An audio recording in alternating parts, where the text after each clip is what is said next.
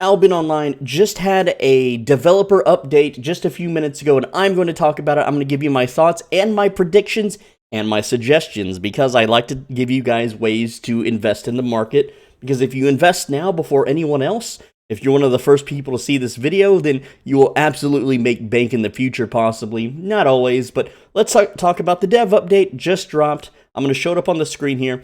So, the Rites of Spring is where the Cottontail mount comes out. It's like the Easter stuff. But essentially, what is going on in my game? I just heard like a page flip. I have new rewards. Okay, that's probably like a Twitch drop. But anyway, so they're going to add like an evil bunny. I don't know if it's like a dire bunny or a boss fight or a new mount, but they did say they're still bringing back the bunny mount, which is pretty cool because that's a good mount to get. So it's a good time to have premium active and to do all that kind of farm stuff.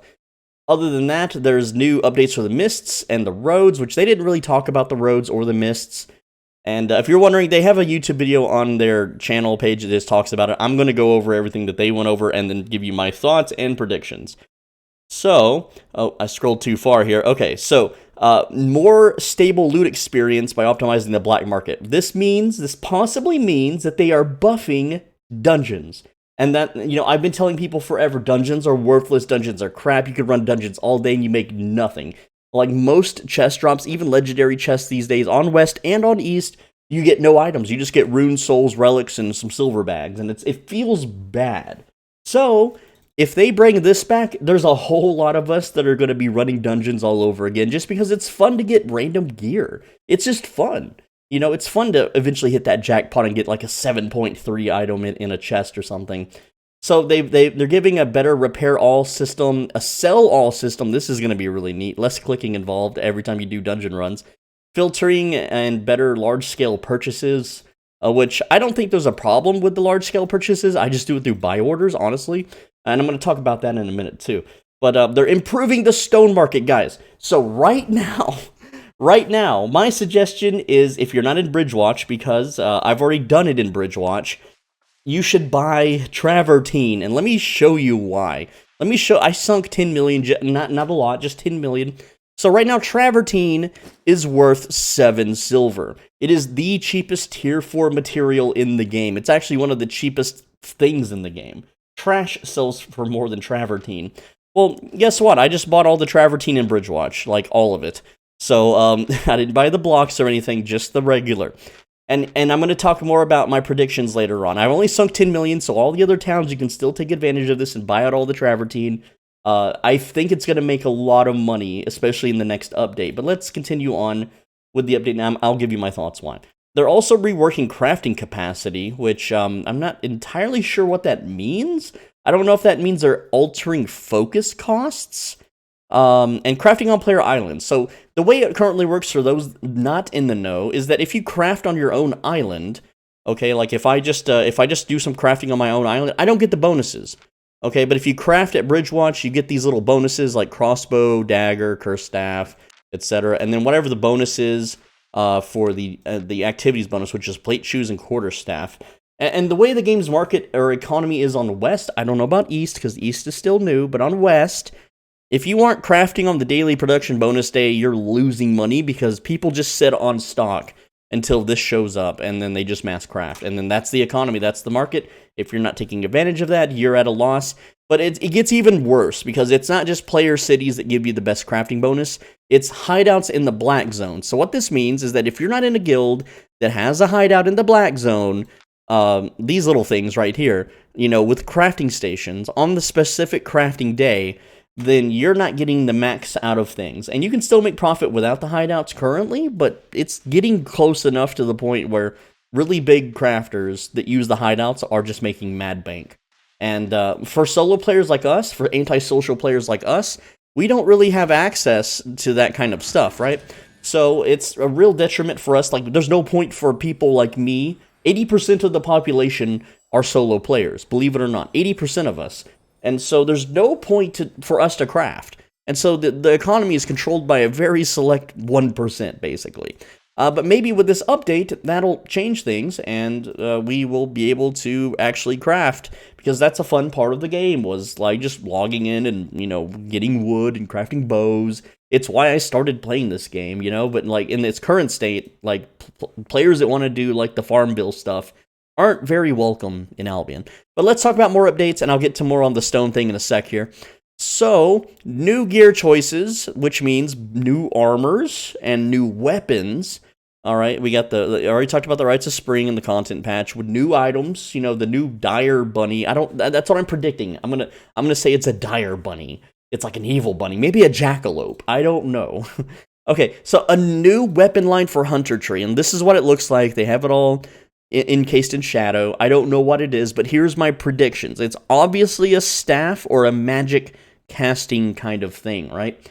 And so my two guesses, I don't think it's going to be necromancy, but I do think it's going to be spirit. That's what I'm going with. I think that it will have to do with earth magic, like you could cast boulders or, you know, like falling rocks or something, maybe like a mud, like swirly thing underneath people's feet, you know, maybe a golem, possibly. You could summon a golem, maybe. I think it'll have lightning magic. I think you'll be able to get those lightning spells at the original design for this game was all the spells and attacks the enemies have were supposed to be available to players. And you'll notice this when you fight mobs, that they do certain attacks that your weapons technically mimic, right? Like, you'll see that the double axe-wielding enemies do a forward cleave cone attack. And when we kind of have that with Bear Paws with the Razor Cut, which I don't have enough mana without my armor equipped. But essentially, if I want to, you know, do that same attack, the only difference is that I can jump forward and do it, whereas they are stuck in place in doing it. So it's still the same attack. It's still a forward cone attack that looks exactly like that. The enemies do the same thing. But you'll notice, like, enemies do other attacks that we don't have access to. Like, they can pound the ground and a big cone shockwave comes out. So that's something we don't have. We don't have any of those lightning spells. We don't have any of the earth spells. So I think that's what this weapon line will be.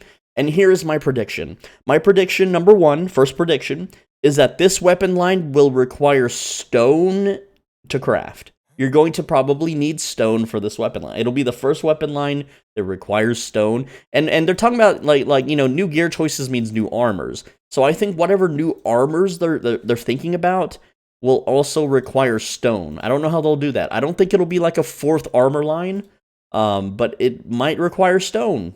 I don't know, you know? Like, okay, think of it like this. All right, let's just cut back to the game real quick. Think like right now, there's let me just go to a random armor. We'll just go to plate armor because that's simple. So to craft basic plate armor, you need metal, right? And then after that, you have you have the royal sigils for the royal armors. Then you have soul, you have soul items, you have rune items, you have relic items, and Avalonian items. I think they're going to add another one, just another basic armor that will require metal and stone, which can be like a spirit or an earth-based thing. And I think it might be kind of in line with the normal stuff, so we'll maybe get 20 more IP if we max that out to 100 or something. I don't technically know. It's not going to be as powerful as Avalonian. It might be slightly more powerful than, your standard, because it's going to be like metal and stone, for instance. That's my prediction on these new items. Let's see now. What else was there? That's prediction number one, right? There's other predictions, okay? Maybe a Necromancer line. It kind of wouldn't make sense for a Necromancer line not to be in the Warlock tree, because that's kind of dark magic. But it's like I think it's going to be earth, wind magic also. Like not just like wind, like we have wind wall on an armor. But what about like a wind attack that knocks people back or sucks people inwards? Like a wind crowd control, wind haste buffs. I think it'll be slightly support, but also very offensive. And here's prediction number 2. If the Avalonian version of this weapon line is a one-handed weapon, I believe it will be the best possible weapon for player versus environment or mob farming, mob grinding. Okay, right now the king is Shadowcaller. Shadowcaller is a one-handed Avalonian weapon, which means it's the highest item power in the game. So if this is a one-handed Avalonian earth, spirit, wind, lightning, whatever weapon, then I think it will be even better than Shadowcaller, because right now everyone is pigeonholed into using Shadowcaller. So they probably want maybe they want different weapon lines for the same thing, right? I also think that this weapon line will mostly be focused on Zerg versus Zerg and guild-based combat and not so much solo stuff. But if it is Avalonian for one-handed, then it will probably be the best thing, better than Shadowcaller, because they want everyone to like grind more, essentially, right? Okay, let's talk about more things. This is kind of I don't know about this change. This change here, legendary weapons. Here's my thoughts on legendary weapons. Let me talk about what they talked about, and then I'm going to give you my thoughts. So, weapons can become legendary through use, which means they get a unique name. I don't know if the player gets to name it. Just imagine you get to name a legendary, you name it something really stupid, right? Like, I don't know. You can just name it like Streamer Sniper, Slayer or something. I don't know. I'm not going to say naughty names here on YouTube, but you get the point. Someone might rename a legendary to a naughty name, and that would be funny as heck. That would be like a reason for me to grind it out, okay? But apparently the way legendaries work is they don't break when you kill someone with it, okay? In this game, when you kill someone, there's a chance for the gear they're wearing to trash. Legendaries do not trash, but you cannot loot the legendary off the dead player. They warp away into the black market, and then they get allocated to legendary chests. So if you run solo dungeons and you find a legendary chest, you have a chance to get those legendary weapons.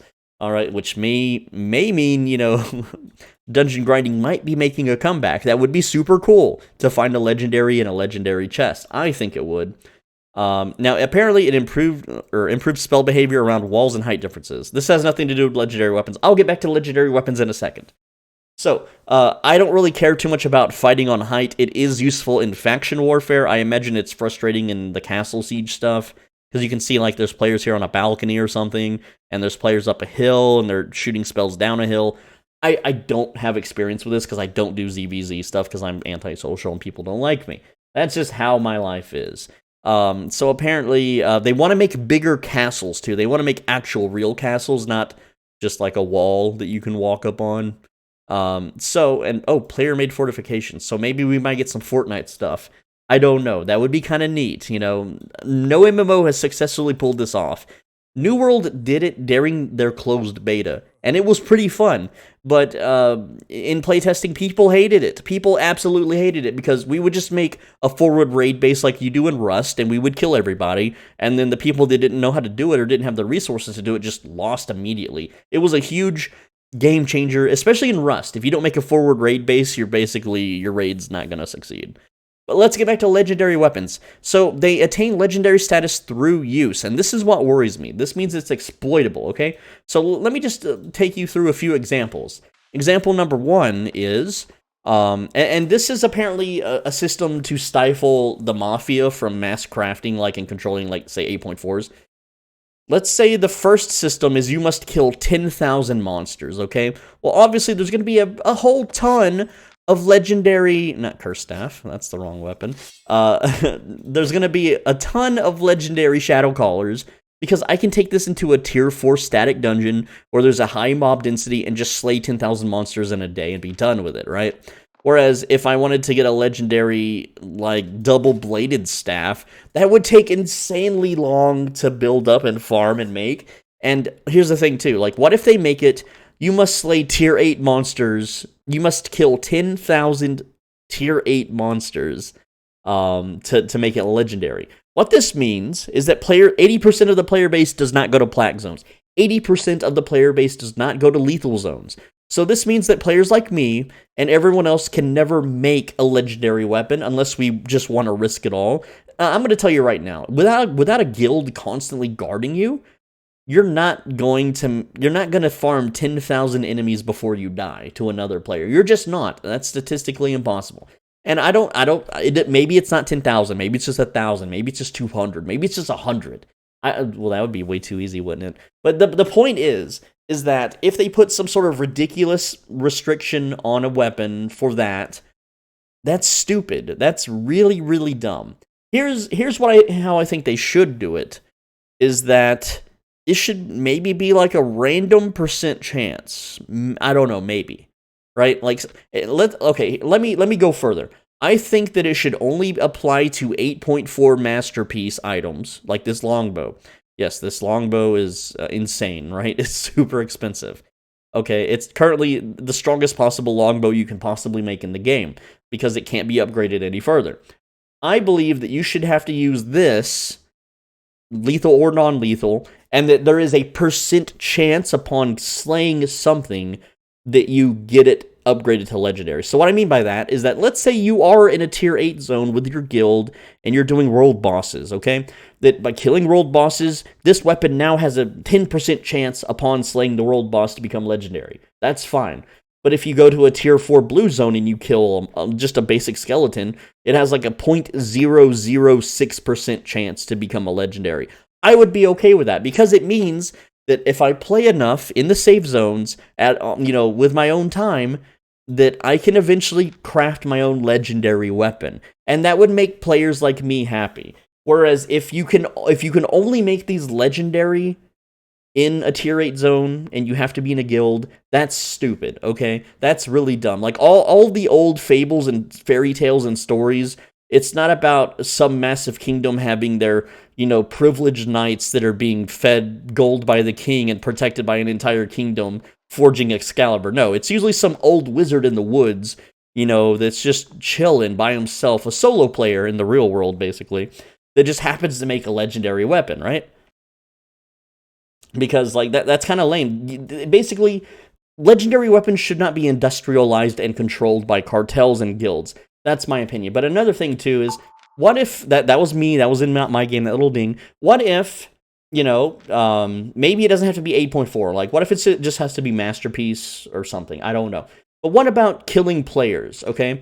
If I can make a longbow legendary by just downing 10,000 players in a yellow zone, that's achievable. It's going to take a long time, but it's totally achievable. Let's see, like, a faction KOs of all time. 130, okay, well, that's, only 2 people technically would have achieved that for Bridgewatch on West.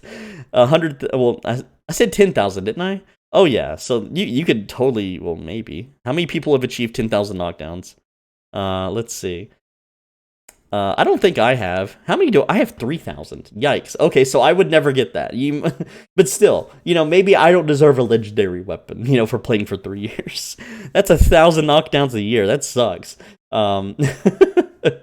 That's just for faction, by the way. But the point is that what if you have to knock down or even kill players? Well, here's the the exploitative nature of that.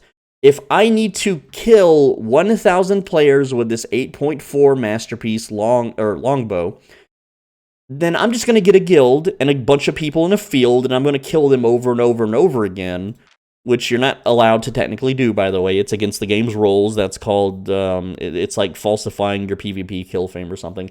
But people will do it. People will absolutely get their entire guild to stand in a field and let them kill them until they've met the criteria to make it a legendary weapon. So I don't think that should be how a legendary weapon is formed. I think that, like they said, you have to use the weapon, and through usage of it, it will eventually become legendary. Maybe they make it required where you need 120 specialization as the wielder, and then it's a % chance when you kill an enemy or a player that it upgrades, and depending on the kill fame of the player or the, risk involved, like going to a black zone and killing mobs, or whatever. Maybe it's, we go the Star Wars Galaxy route. Maybe the criteria to make a longbow legendary is that you have to craft 10,000 cabbage soups. But the game doesn't tell you that. And it's randomly assigned for every player based on a seed. That's how the old Star Wars Galaxies worked. It picked 2 random trade professions to become a Jedi. It picked 2 random job classes or trade professions that you needed to max out and do a certain thing with, and then that unlocked the Jedi class. So maybe that's how legendary weapons should work. You're just a guy, you play, and you just happen to use a longbow, and you decide to craft some poison potions. And after you craft 10,000 poison potions, hey, you made a legendary poisonous longbow, which would be super freaking cool to have, right? Or maybe legendaries can be based on what you do. If you're like an axe crafter, you can make an axe that has innate bleed damage. I don't know. They'll figure it out. I just hope that they don't pigeonhole it to where only guild players get to do this, because that would really suck. And yeah, you could buy legendaries from the market, sure, but they're gonna be like probably 500 million silver or something ridiculous. You know, it's gonna cost you a couple mammoths. It's gonna cost you some card swiping. That's for sure. But other than that, here, let's go back and finish this up because I got a little carried away on the legendaries. Here's the thing. The greatest thing that I love about Albion Online is that I don't have to be in a guild to get in-game items. I don't have to go slay a dragon for, 2 hours in a raid once a week, and roll against 10 other players, or do some weird other guild thing for a chance at a legendary weapon. I can just go skin mobs. I can go smash rocks. I can just go farm dungeons, not really anymore, to make money and then use that money to just buy the best weapons in the game. You know how I afforded this longbow? It took me 90 days. I spent 90 days straight. This longbow right here, this 8.4. 90 days on my chef character playing 15 minutes a day, and he made enough money in those 3 months for me to be able to buy this. Just straight up buy it from a player on the market, which I thought I got a good deal out of, although I honestly don't use it enough. So this is kind of a waste of money because I don't really... I've used it for like 3 videos. But okay, back to this, okay? That's pretty much it. That's the update. That's the dev talk. You can go watch the dev talk if you want. Someone left a comment on the dev talk video that's like, thumbs up this comment if you want them to feature Swole Benji. Y'all should go thumb up that comment. It's a good one. They're never going to feature me, though. It's just a troll, I'm sure. I can't even comment on their videos. They have me blocked, so it's whatever. But yeah, go get you some travertine and go take it to Bridgewatch so you can turn it into better stone. Anyway, that's my predictions. Go buy out travertine now. Bye. Because in the future, it's going to go up. They're going to fix the stone market. It's going to be good again. Blessed be to all stone gatherers. And I wish they would open up these freaking zones on East. Just to finish up my rant, okay? There are some zones, Saddle Tor, Bronze Hill, and Kilmar Tor are inaccessible currently on the East server. I love Saddle Tor. It's where you go get a bunch of tier 4 stone. And they have it blocked off, so hopefully they open that up soon. Anyway, guys, that's the video. I'm Swole Benji. Thanks for watching. As always, be a bro, stay swole. I read every comment. Let me know if you have any questions. Feel free to ask anything. On the right side of your screen, this video you should absolutely click. If you want advanced guides, there's a join button down below. $5 a month. It's just like on Twitch. Also, lately, I'm just gonna... This is completely off topic, and this is for my core fans. I've been sitting in Twitch streams lately, just AFKing for the Twitch drops, these little things. Let's check out these, Twitch drop. Don't worry about these referral rewards, that's a different video.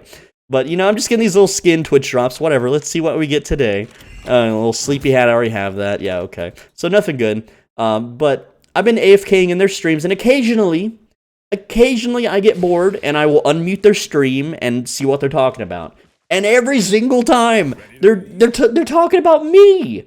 It's like coincidence. It's like I click on their stream and I read their chat, and their chat is just bombing the hell out of me, talking mad crap, and like I'm basically Voldemort in some of their streams. I'm not gonna say names because not all the streamers technically hate me, or so they say, but their audience sure does, and I understand that they want to, that's not where that goes. I understand that they don't want to piss off their audience, so they kind of agree with them a little bit, but it's like their audience has them by the balls. It's like their audience is forcing them on a view that they don't. They think I'm some sort of supervillain based on like what Reddit says or something. I'm just a normal dude that makes videos. Some of these guys are really struggling on their YouTube channels, and they want to know the secret and stuff, and I would be super willing to, share with them my YouTube secrets, but not if they hate me, not if they're too afraid to say my name, not if they think I'm Voldemort. Like, it's ridiculous, okay? And anyway, that rant over, video over. Watch the video on the right side of your screen. Make sure you subscribe so you don't miss the next video. I'll see you then.